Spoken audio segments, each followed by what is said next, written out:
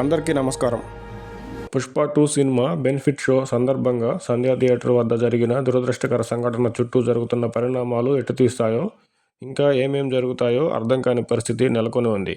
ఈ ఘటన చుట్టూ ఇప్పటివరకు జరుగుతున్న అనేక పరిణామాలను చూస్తూనే ఉన్నాం. ఇంకా జరగబోయే పరిణామాలు ఎన్నో ఉన్నట్టు కనిపిస్తుంది. ఈ క్రమంలో కాంగ్రెస్ నాయకులు, మంత్రులు ధరణి చట్టాన్ని రద్దు చేసి తీసుకువచ్చిన భూభారతి చట్టంపై జరగాల్సిన చర్చను సైతం పక్కకు పెట్టి 'పుష్ప' సినిమాపై అల్లు అర్జున్పై ఉపన్యాసాలకే ప్రాధాన్యం ఇవ్వడం, మీడియా చర్చల్లోనూ రోజుల తరబడి ఇదే అంశం ఉండడం శోచనీయం. బెనిఫిట్ షోలకు అనుమతి ఇచ్చేటప్పుడు 'పుష్ప' సినిమా స్మగ్లింగ్కి సంబంధించినదని తెలియదన్నట్టుగా ఇప్పుడు మంత్రులు మాట్లాడడం మరీ విడ్డూరం.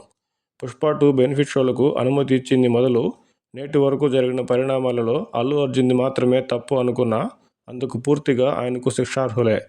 బయట జరిగిన తొక్కిసలాట, మహిళ చనిపోయారని సినిమా చూస్తున్న అల్లు అర్జున్కి చెప్పే ప్రయత్నం చేశామని, ఆయన సినిమా చూసే వెళ్తారన్నారని ఆయన్ను బయటకు పంపేందుకు తీవ్రంగా ప్రయత్నించామంటూ పోలీసులు చెప్పింది 100% నిజమే అనుకున్నా, అసలు అనుమతి ఇవ్వలేదని చెప్తున్న పోలీసులే అల్లు అర్జున్ సినిమా హాల్లోకి వెళ్లే వరకు ఎందుకు ఉపేక్షించారో చెప్పాలి కదా. సాధారణంగా అనుమతి లేకుండా వచ్చినట్లయితే వెంటనే ఆయన్ను అడ్డుకుని వెనక్కి పంపే అధికారం పోలీసు వారికి ఉంది కదా.